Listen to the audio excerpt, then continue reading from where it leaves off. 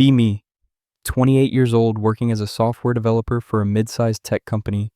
Live alone in a decent apartment. Spend most evenings gaming or watching anime like a proper adult. My life is perfectly predictable, and I like it that way. Routine is comforting. Every morning I stop at the same coffee shop on my way to work because their lattes don't taste like sadness. It's called Brew Haven, and the baristas know my order by heart at this point. One Tuesday I walk in, and there's a new girl sitting at my usual corner table. She's got dark hair and a messy bun, wearing an oversized Cowboy Bebop hoodie, and typing furiously on a laptop. Whatever. There are other tables. I can be flexible about my neurotic habits. Get my latte and sit 2 tables away, pull out my phone to browse Reddit before work. Notice she's watching me over her laptop screen with this weird intensity. Make eye contact accidentally, and she immediately looks back at her screen. Okay, that was slightly creepy, but maybe she's just spaced out. People do that. Finish my coffee and leave for work without thinking much of it. Get to the office and settle into my usual morning routine of pretending to work while actually just reading manga online. Around 10 a.m. I head to the break room for more coffee because 1 cup is never enough. Walk in and nearly drop my mug because Cowboy Bebop girl is standing there making tea. She turns around and her eyes go wide like she's equally surprised to see me. Oh hey, coffee shop guy. Yeah, you work here? Started yesterday actually. I'm in marketing on the 3rd floor. Cool, I'm in engineering on the 4th floor. I know. That's a weird thing to say, but okay. Maybe she saw the company directory or something. We stand there in awkward silence for a moment while the coffee maker gurgles. So, Cowboy Bebop fan? I ask, gesturing at her hoodie. Oh, this? Yeah, it's only the best anime ever made, but I'm sure you have wrong opinions about that. Excuse me, Bebop is great, but Evangelion exists. Of course you're an Evangelion guy. I should have guessed from your whole depressed software developer aesthetic. Did she just roast me in the break room of my own job? Says the girl wearing a hoodie that's 3 sizes too big.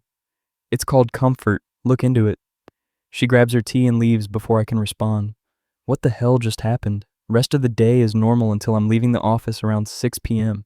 Decide to stop at the game store because Elden Ring DLC just dropped and I need it immediately. Walk into the store and I swear to God, Cowboy Bebop girl is standing in the Souls section. She looks up and we just stare at each other for a solid 5 seconds. Are you following me? I ask because this is getting weird. What? No, I'm buying the Elden Ring DLC, same as you apparently. How did you know I'm here for Elden Ring? Because you're standing in front of the Elden Ring display, detective. She's got a point, but I'm still suspicious about this coincidence.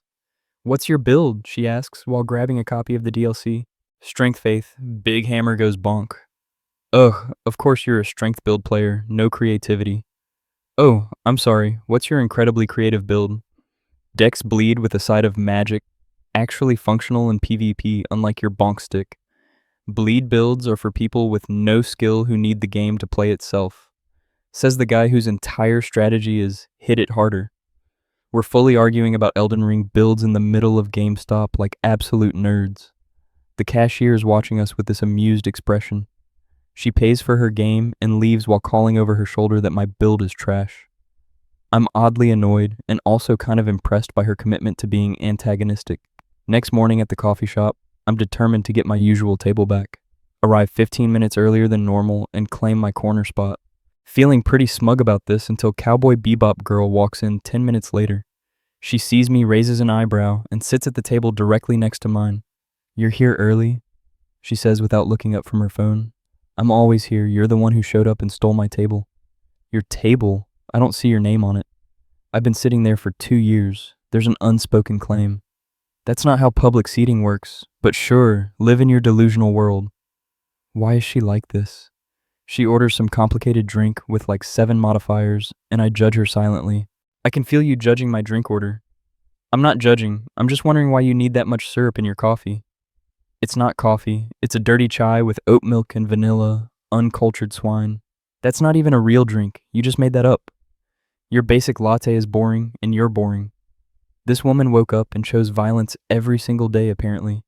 This becomes a pattern over the next 2 weeks, and I'm losing my mind. Every place I go, she's somehow already there or shows up minutes later. Grocery store? She's in the anime snack aisle, arguing with someone about Pocky flavors. Gym? She's on the treadmill next to mine, even though there are 20 empty ones. Library? Sitting across from me in the manga section, critiquing my taste in series. Chainsaw Man is overrated, she says while I'm trying to read volume 12. No one asked for your opinion. I'm giving it anyway because someone needs to tell you that you have trash taste. You're literally reading shoujo romance. You have no room to talk. Excuse me, Fruits Basket is a masterpiece of character development and emotional storytelling. It's fine, but calling it better than Chainsaw Man is delusional. We argue about manga for 30 minutes in the library until someone tells us to shut up. At this point, I'm convinced she has a tracker on my phone or something because this is absurd. I decide to test my theory by going somewhere random I never go to. There's this ramen place across town that I've never been to. Seems like a safe bet. Sit down, order tonkatsu ramen, start scrolling through Twitter while I wait. 5 minutes later, guess who walks through the door? Cowboy Bebop girl makes eye contact, sighs like she's equally tired of this, and sits at the bar. I walk over because we need to address this situation. Okay, what is this? Are you stalking me? Stalking you? I've been coming to this ramen place for 3 years. You're the one who showed up. There's no way this is coincidence. You're everywhere I go. Maybe you're going everywhere I go. Ever think of that? I was here first. I've been coming here since 2021. Your argument is invalid. The ramen chef is watching us like we're his personal entertainment. Fine. Let's say this is all coincidence, which I don't believe for a second. I don't care what you believe. I just want to eat my ramen in peace without you accusing me of crimes. Then maybe stop showing up everywhere like a cryptid. Cryptids are at least interesting. You're just annoying. She goes back to the bar, and I return to my table feeling frustrated. My ramen arrives, and it's incredible, so at least she has good taste in restaurants. My coworker notices I've been weird lately during our code review meeting. Dude, you've been distracted all week. What's going on? Explain the whole situation about how this girl appears everywhere I go. Wait, you mean the new marketing girl? I've seen you two arguing in the break room. That's her, and I'm convinced she's following me around the city. Or, and hear me out, you both just have similar interests and routines. That's what she said, but it's too much of a coincidence. You're both nerds who like anime and video games and coffee. It's not that deep.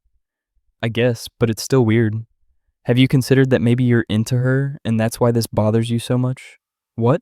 No, she's annoying and argumentative, and always roasting my perfectly valid opinions. Right. So you have zero interest in the attractive girl who shares all your hobbies. She is not attractive. She's a menace. Whatever you say, man. He's wrong, but his words stick in my head for the rest of the day.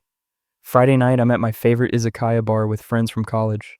We're doing our monthly catch-up session where we drink and complain about work. Halfway through my second beer, I see her walk in with a group of people. Of course she's here. Why wouldn't she be here? The universe hates me.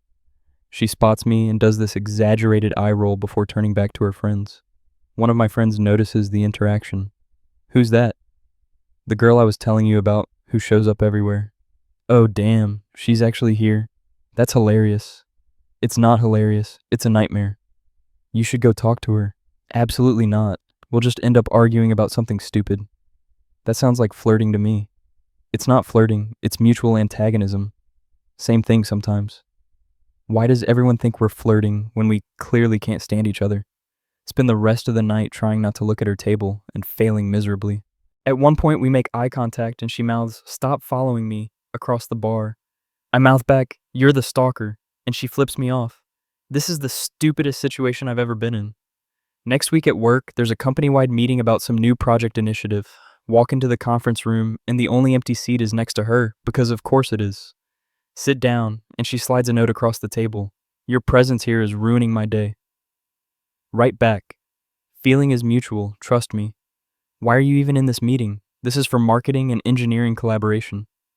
I'm the engineering lead on the project. Why are you here? Marketing lead. Unfortunately, we have to work together now. Oh no. Oh, this is bad. We're going to have to actually interact professionally, and I don't know if that's possible. The meeting starts, and our boss explains that marketing and engineering need to collaborate on the new app redesign. Guess who's assigned as partners? Her face when they announce it is the same level of horror I'm feeling. After the meeting, she corners me in the hallway. We need ground rules if we're going to work together without committing murder. Agreed. Rule 1, no showing up at places I'm at outside of work. That's not a rule I can follow because I was going to those places first. You stop following me. I'm not following you. This is a shared delusion we're both experiencing. Fine. New rule. We only communicate about work stuff, no personal attacks. Your entire personality is a personal attack, but I'll try. See, this is exactly what I mean. You started it. We're 28 years old. Can we please act like adults? You're the one who called my apartment aesthetic depressing last week. I was making an observation based on your Evangelion poster visible in your Zoom background. How does she remember details like that? First project meeting is predictably a disaster. We disagree on literally everything from color schemes to user interface design. The button should be blue. It's standard for call to action elements. Blue is boring. It should be purple to stand out. Purple doesn't test well with users. There's actual data on this. Your data is from 2019. User preferences have evolved. Color theory hasn't evolved. Purple is objectively the wrong choice. You can't use objectively when talking about subjective design preferences. Our project manager watches us argue for 20 minutes before intervening. You two need to find a compromise or this project will never get done.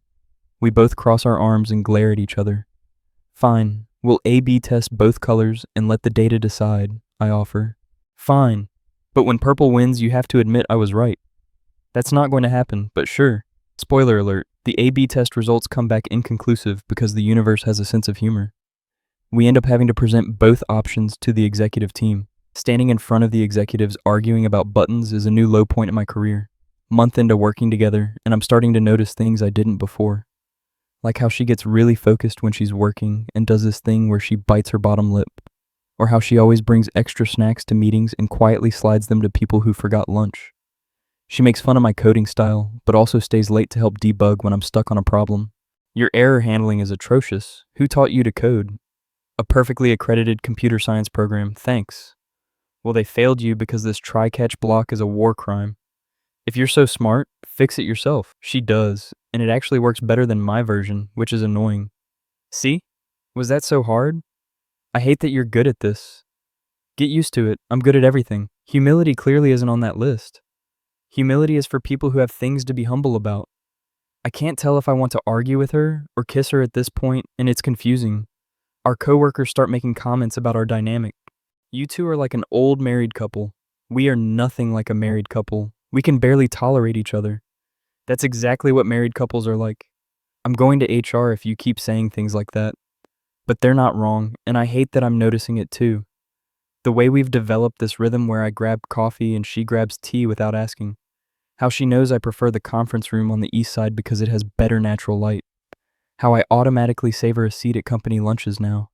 This is bad. I'm developing feelings for someone who roasts me daily. My therapist would have a field day with this. Project deadline is approaching, and we're both stressed and working late. It's 10 p.m. on a Thursday, and we're the only ones left in the office. She's been unusually quiet for the past hour, which is concerning. You good over there? Just tired. This launch better be worth all this overtime. Want to take a break? There's a 24-hour ramen place nearby. Is this the one you accused me of stalking you at? Maybe, but I'm willing to share it for one night. How generous of you. We end up at the ramen place at 11 p.m. on a work night like responsible adults. The chef recognizes both of us and looks confused that we're together. You two know each other? Unfortunately, we say in unison. Ordering the same thing in the same deadpan tone makes us both laugh. It's the first time I've heard her really laugh, and it's kind of nice. Okay, truce for tonight? No roasting, no arguing, just ramen. Deal, but tomorrow all bets are off. Wouldn't have it any other way. We actually have a normal conversation for once, and I learned things about her. Her name is Claire, which I definitely knew from email but never used. She got into anime through her older brother, who was obsessed with Gundam. Moved here 2 years ago from Seattle for a job that fell through. Ended up at our company. Lives alone with a cat named Spike after Cowboy Bebop, which is adorable, but I don't say that. What about you? What's your tragic backstory? No tragedy, just a pretty standard suburban upbringing and a computer science degree. That's boring. Make something up to be more interesting. I was raised by wolves in the mountains and learned to code by hacking government satellites. Better, I'll put that in your biography. Please don't. The conversation flows easier than I expected, and I realize I'm actually enjoying myself. We close down the ramen place, and the chef kicks us out at 1 a.m. Same time next crisis? She asks. Yeah, I can tolerate you in small doses. Wow, almost a compliment. I'm touched. Don't get used to it. Project launches successfully, and our boss praises our collaboration. You two make a great team. I'm thinking of pairing you on future projects. Claire and I exchange a look that's half horror and half something else. That's certainly a choice, I say diplomatically. We'll do our best, Claire adds with a tight smile. After the meeting, she grabs my arm in the hallway. We need to talk about this.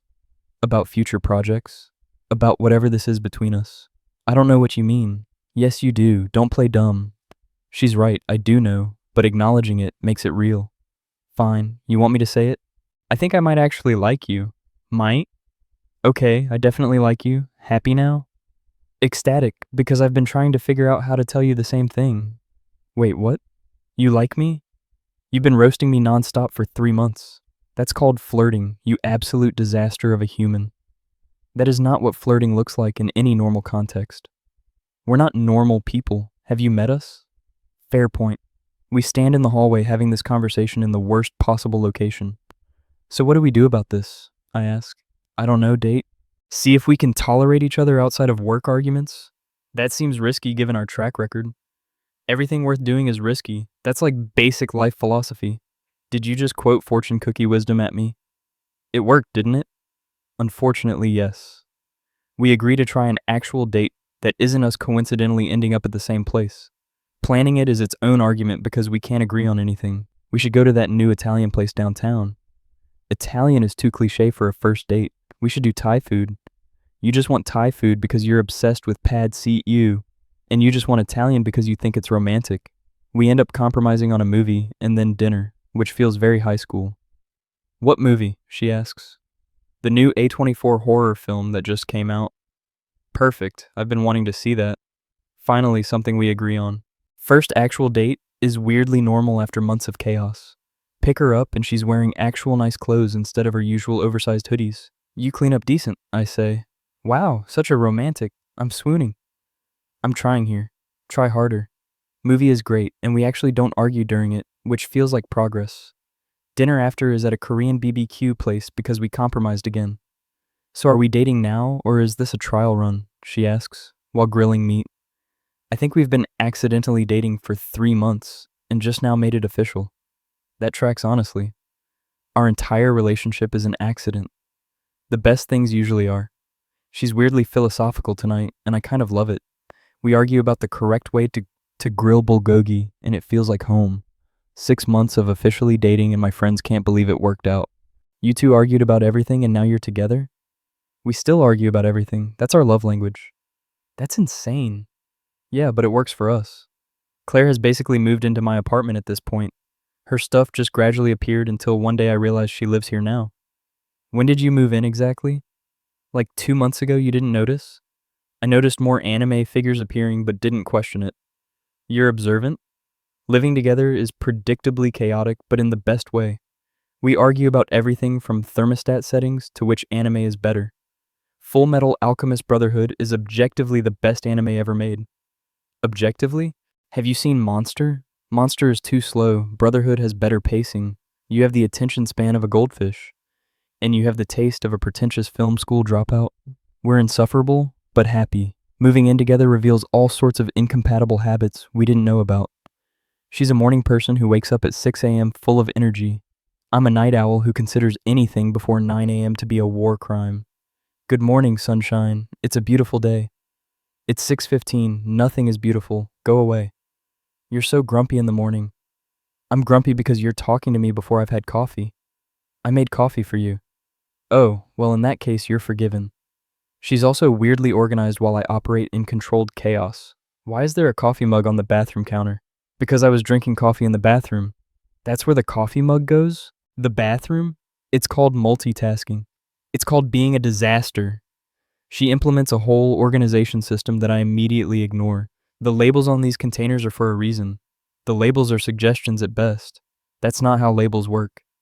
Agree to disagree. 7 months in, and we have our first real fight as a couple.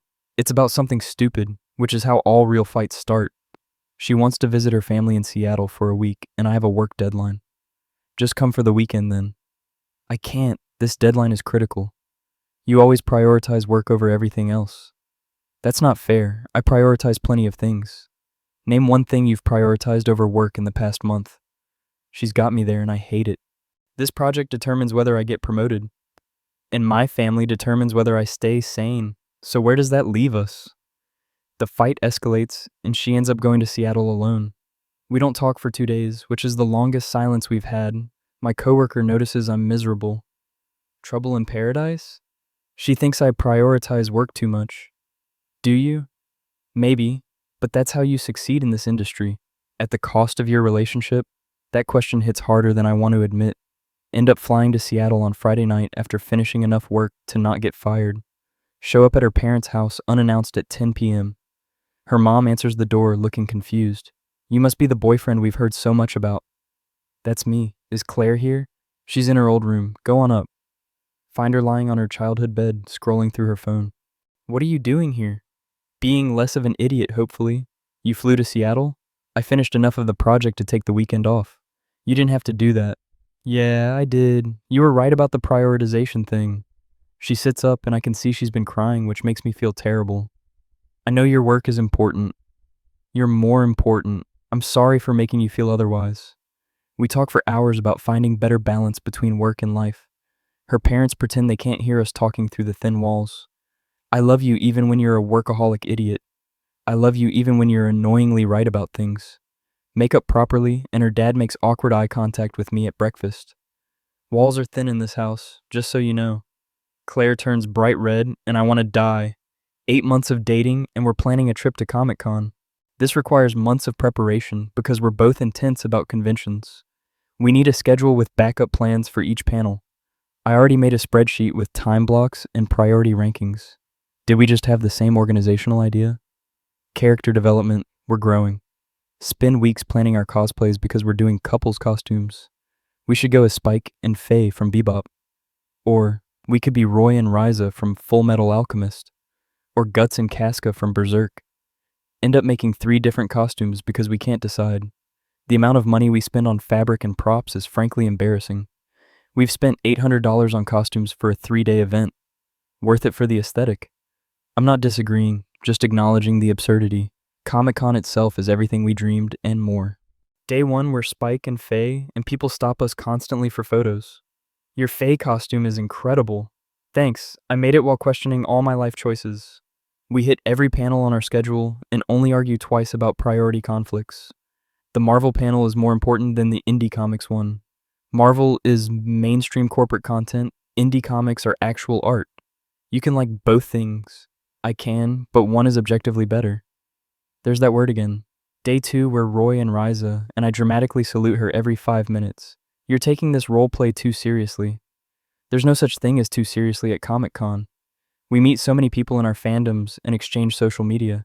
Claire is way more social than me, and I'm content to let her lead. You're surprisingly good at talking to strangers. Marketing training, it's literally my job. Fair point. The convention is exhausting, but incredible, and we're both sad when it ends. Can we just live at Comic-Con forever? I don't think they allow that. They should. I'd pay rent. Drive home discussing all our favorite moments and already planning for next year. Next year we're doing even better costumes. How can we top what we just did? Challenge accepted. This is when I realize I'm gonna marry this woman. Not because of anything dramatic, just because planning future cons together feels right. Make a mental note to start looking at rings. 9 months in and I'm secretly ring shopping, which is harder than coding. She has specific taste and I'm terrified of getting it wrong. Bring my sister along for backup because she understands jewelry. What's her style? She likes anime and video games? That's not a jewelry style, you're hopeless. I know, that's why you're here. Look at dozens of rings and none of them feel right. Finally find one that has this subtle design that reminds me of the Bebop logo. That's the one. You sure? You've looked at it for 10 seconds. I'm sure it's perfect for her. The jeweler is amused by my conviction after an hour of indecision. Now I just need to figure out how to propose without her figuring it out first.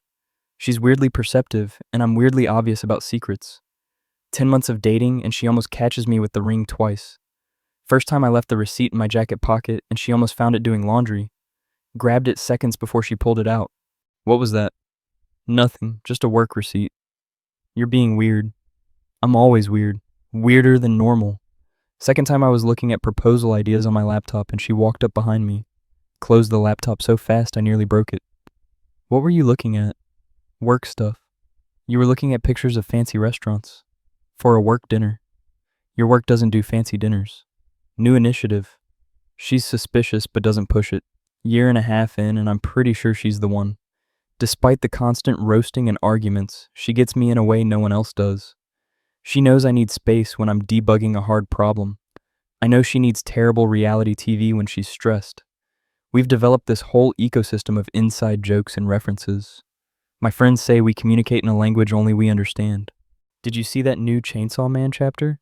Yeah, absolutely unhinged. I loved it. Still not as good as the anime, though. The anime has better pacing, I'll give you that. Character development. We can now compliment things the other person likes. Our coworkers find it hilarious that we went from enemies to this. Remember when you two couldn't be in the same room without fighting? We still fight, we just also kiss now. That's romance. Start planning the proposal and it needs to be perfect, but also very us. Can't do something too traditional because that's not our style. Definitely can't do something too public because we'd both hate that. My friend suggests proposing at the coffee shop where we met. That's actually not a terrible idea. I'm wounded that you thought it would be terrible. You suggested I propose at a Denny's last week. That was a joke proposal suggestion. Decide on the coffee shop, but need to make it special somehow. Enlist the baristas who've watched our entire relationship unfold. You're the couple that argues about everything. That's us. This is actually really sweet. Don't tell anyone, we have a reputation. They agree to help set things up for the specific morning I pick. The proposal day arrives, and I'm more nervous than I've ever been. What if she says no? What if this ruins everything? My sister texts me encouragement. She's going to say yes, stop spiraling. Meet Claire at the coffee shop like every morning, and she doesn't suspect anything. You're sweating. Are you okay? Just hot in here. It's 65 degrees. I run warm. She's suspicious but orders her complicated drink while I get my usual. The barista gives me a subtle nod that everything's ready. We sit at our usual table, well, my original table that she stole months ago. So I've been thinking about something. That's dangerous. I'm being serious for once. This is concerning. Should I be worried? Pull out the ring box before I lose my nerve completely. Her eyes go wide, and her drink nearly slips out of her hand. Are you serious right now? Yes. Will you marry me and continue to roast me for the rest of our lives? That's the worst proposal I've ever heard. It's the only proposal you've ever heard. Fair point. So is that a yes? Obviously yes, you idiot. She's crying and laughing, and the baristas are applauding. The few other morning customers start clapping too. Slip the ring on her finger, and it fits perfectly. You know we're going to argue about every single wedding detail. I'm counting on it. Purple bridesmaid dresses. Absolutely not. See? Already starting. Kiss her, and someone in the coffee shop goes, finally, really loud. We both flip them off while still kissing, which feels very on brand. Wedding planning is exactly as chaotic as predicted. We argue about venues, colors, flowers, food, literally everything. Our wedding planner looks exhausted every time we meet. Have you two agreed on anything yet? We both want an open bar. That's it? That's the only thing? It's important to prioritize. Somehow we pull together a wedding that's perfectly us. Video game music for the processional, anime references in the decorations. Our vows are half sweet and half roasting each other. Hers. I promise to love you even when you're wrong, which is often. Mine. I promise to let you think you're right sometimes, even when you're not. Everyone's laughing and crying, and it's perfect. First dance is to a song from Cowboy Bebop, because of course it is. Specifically, the Real Folk Blues, and we're both crying by the end. We're such nerds. The best nerds. Reception is filled with inside jokes that only we fully understand. Table names are all anime references instead of numbers. Table Bebop is getting their food first. This is peak comedy. Wedding favors are custom-made bookmarks with our favorite anime quotes. This is either brilliant or supremely dorky. Can it be both? With us, it's always both. The DJ plays a mix of our requested songs including anime openings and video game soundtracks. Is that the Persona 5 soundtrack?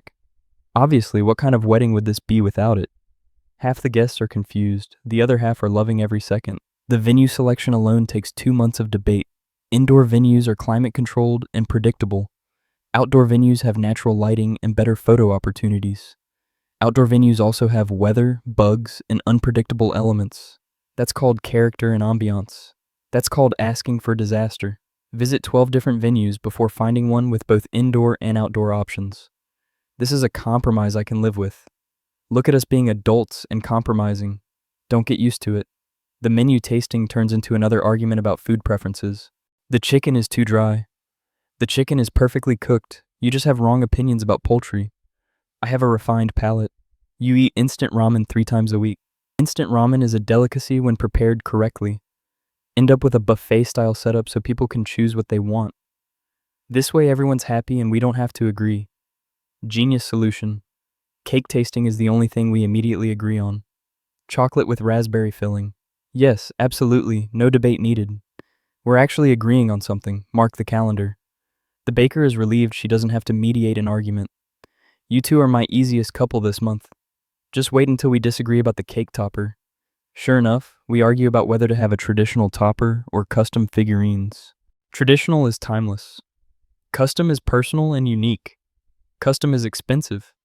You can't put a price on personalization. That's literally what the invoice does. Compromise on custom figurines that look like us in our bebop cosplay. This is either genius or the tackiest thing we've ever done. Both, definitely both. The wedding reception is absolute chaos in the best possible way. My college friends are mixing with her Seattle crew, and everyone's getting along. Her cat Spike is somehow the ring bearer, which was her idea, and I couldn't say no. A cat as ring bearer is objectively the worst idea you've ever had. He did great, didn't drop the rings once. He tried to eat the rings 3 times during the ceremony. But he didn't succeed, so it counts as a win. Our first dance as a married couple includes us bickering about the song choice mid-dance. I still think we should have done the tank opening from Bebop. That's 30 seconds long. We needed a full song. We could have looped it. You're insane. You married me, so what does that say about you? Everyone watching us is laughing because this is exactly what they expected. The speeches are a mix of heartfelt and roasting, which is perfect for us. My best man tells a story about how I complained about her for 3 months straight. He would text me daily about this girl who kept showing up everywhere. I was convinced she was stalking me. And now you're married to your stalker. Congratulations. Claire's maid of honor reveals that Claire talked about me just as much. She would call me at midnight to complain about this annoying guy at work. Quote, he's wrong about everything, but also kind of cute. I never said the cute part. I have text receipts. Claire blushes, and I'm filing that information away for later. Honeymoon is 2 weeks in Japan because we're both massive weebs. First day in Tokyo, and we're already arguing about the itinerary. We need to hit Akihabara first, that's non-negotiable. Agreed, but we're also going to Ghibli Museum and you can't stop me. I wasn't going to stop you, I want to go too. Oh, look at us agreeing on something, character development.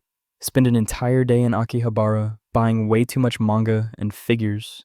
We can't fit all this in our luggage. That's what international shipping is for. We're going to go broke shipping anime merchandise. Worth it. Visit all the major anime locations. Take 1,000,000 photos. Eat our weight in ramen. She cries at the Ghibli Museum, and I pretend I don't because I have a reputation. You're totally crying. I am not. It's allergies. We're indoors, and you don't have allergies. Fine. Totoro makes me emotional. Happy now? Very. I'm adding it to my list of things to tease you about. The list is mutual and constantly growing. Back from honeymoon and reality sets in quickly. We have to actually combine our lives officially now, which means dealing with both our apartments. So we're keeping my place since it's bigger. Agreed, but I'm bringing my gaming setup. Obviously, I'm not a monster. And my anime figure collection. Our anime figure collection now. Look at you with the community property mindset. Moving her stuff in takes 3 trips, and we argue about furniture placement the entire time. The couch should face the window for natural light. The couch should face the TV like a normal person's apartment. We can angle it to do both. That's a weird angle and you know it. Compromise by rearranging the entire living room 4 times until we're both exhausted. This is good enough. Agreed, I'm too tired to care anymore. Marriage is about compromise and exhaustion. Put that on a greeting card. 3 months into married life, and we settle into a comfortable routine. Mornings at Brewhaven before work, lunch together when possible, evenings gaming or watching anime. Our coworkers have gotten used to us as a unit now. Oh great, here comes the bickering couple. We prefer passionate debate couple, actually. No one prefers that. We get assigned another project together, and everyone groans. Please tell me you two won't argue for 6 hours about button colors again. We promise nothing. The project goes smoother now that we're married, which is weird but nice. You're agreeing with me a lot today. Are you feeling okay?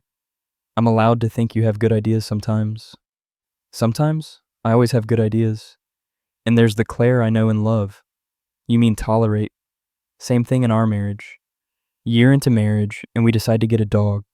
This decision takes 3 months of debate because we can't agree on anything. We should get a Shiba Inu. They're basically living anime dogs. Shibas are stubborn and difficult to train. We should get a golden retriever. Golden retrievers are too generic. Everyone has one. That's because they're objectively great dogs. You can't use objectively for subjective pet preferences. End up at a shelter and fall in love with a mutt that's part husky, part something else. He looks like he has one brain cell. Perfect. He'll fit right in with us. Name him Jet after Cowboy Bebop because we're predictable like that. Jet immediately becomes the best and worst decision we've made. He's adorable, but also chaos incarnate, which matches our energy. He ate my limited edition manga. He's a puppy. They eat everything. He specifically targeted the most expensive one. He has good taste, apparently. Training Jet becomes another thing for us to argue about productively. Work announces a major expansion, and they want us to lead the new team. This is a huge opportunity. It's also a huge amount of work. When have we ever shied away from work? Fair point. Let's do it. Assembling our team is an experience because we have very different management styles. We should hire based on cultural fit and personality. We should hire based on skills and experience. Why not both? Because I'm trying to argue with you, and you're being reasonable. End up with a team of 6 people who are all slightly afraid of us. They think we're going to argue in every meeting. They're not wrong. At least they're prepared. Our team actually ends up loving our dynamic because we encourage healthy debate. If we can argue and still respect each other, so can all of you. It becomes this weird model for how to disagree professionally. 2 years married and my parents visit for a week. My mom has been waiting for this to ask about grandchildren. So, when are you two planning to have kids? Claire and I exchange a look because we haven't really discussed it. We're thinking about it, I deflect. Thinking isn't doing, you're not getting any younger.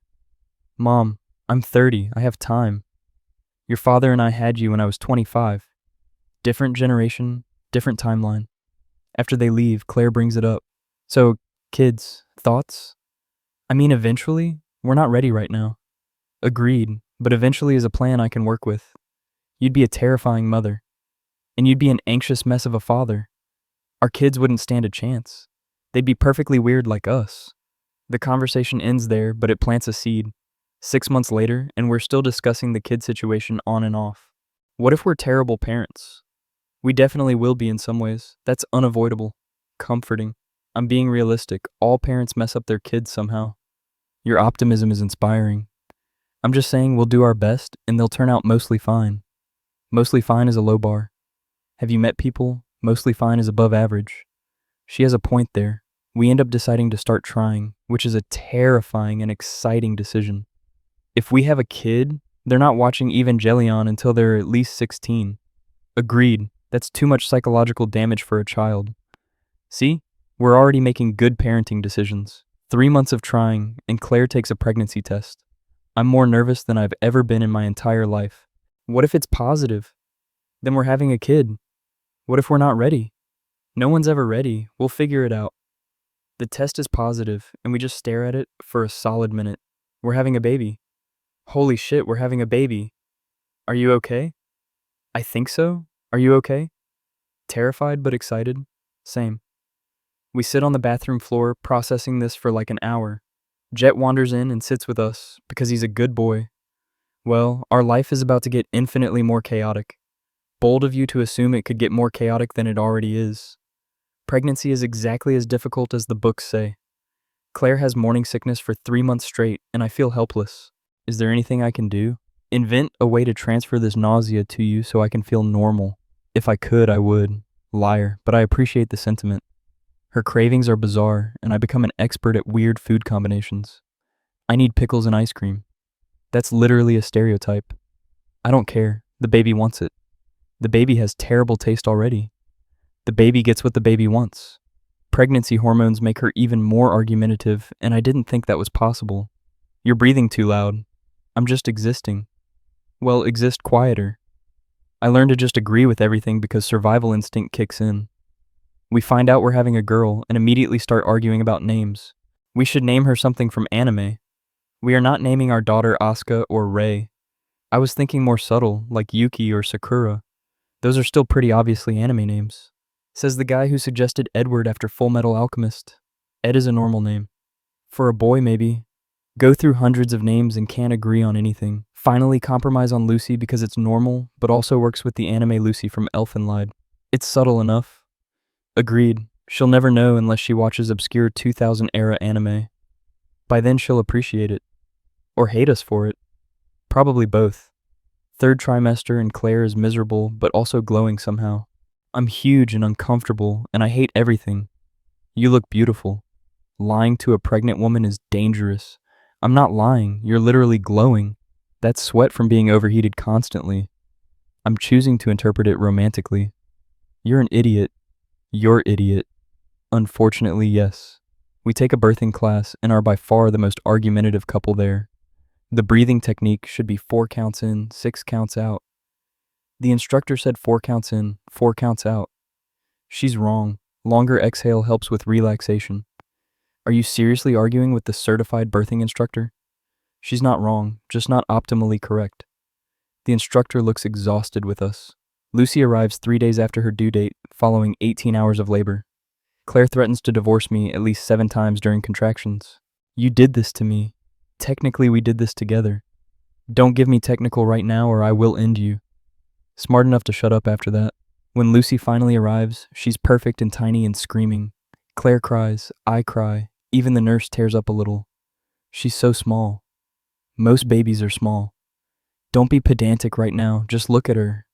Hold my daughter for the first time and everything changes instantly. We made a person. We did, and she's perfect. Even though she ruined your body and made you threaten divorce, especially because of that. First month of parenthood is absolutely brutal. Sleep deprivation is a real form of torture, and we're living it. What day is it? I don't know, they all blur together.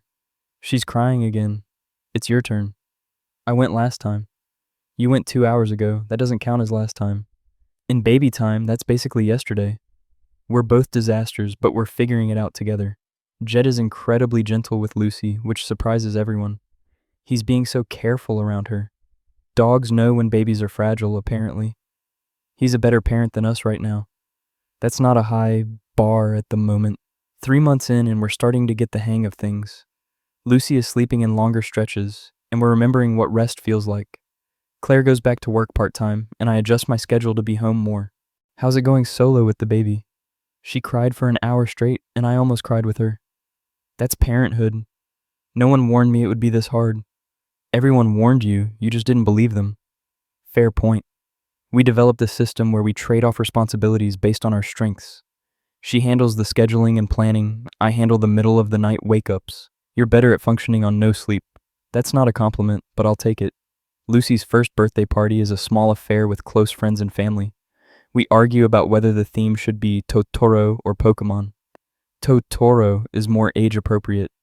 Pokemon has better color schemes for decorations. Since when do you care about color schemes? Since I have to look at party photos for the rest of my life. End up doing a hybrid of both because we can never just pick one thing. Lucy smashes her cake and it's adorable chaos. She's got your messy eating habits.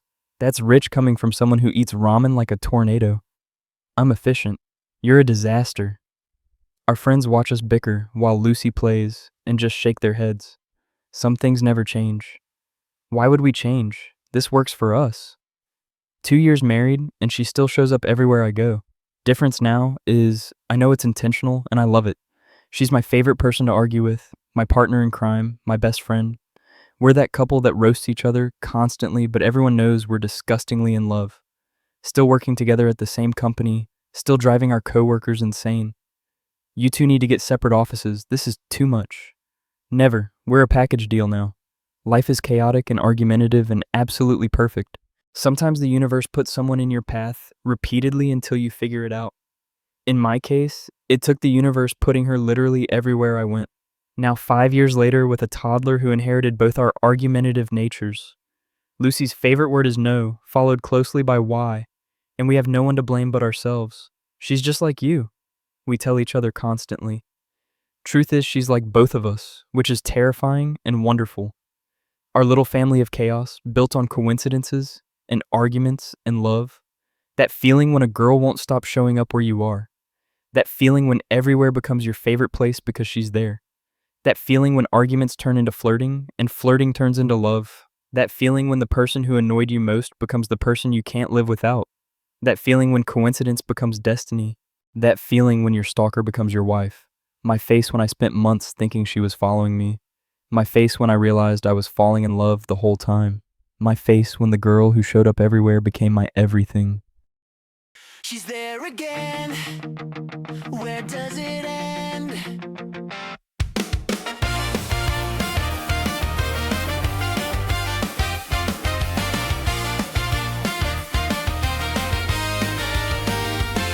Coffee shop at 8 a.m. There she sits, my usual table. Now she's claimed it. Next day at work, marketing floor. Same girl I can't ignore. Game store after work, Elden Ring display. She looks up, what else can I say? Are you following me around? I was here first, she holds her ground.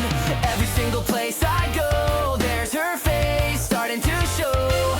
Coincidence or master plan, can't escape this woman. Girl won't stop showing up where I am. Coffee shops and stores, it's getting out of hand. Everywhere I turn, she's already there.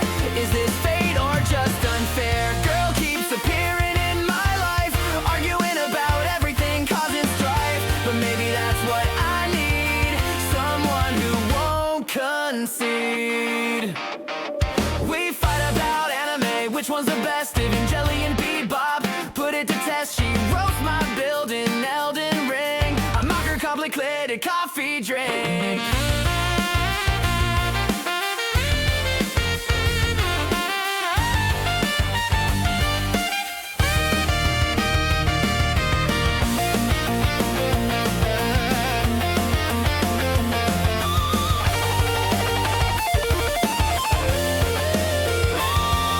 Started as enemies, couldn't stand her face. Now she's in my apartment, took over the place. From stop following me to don't ever leave.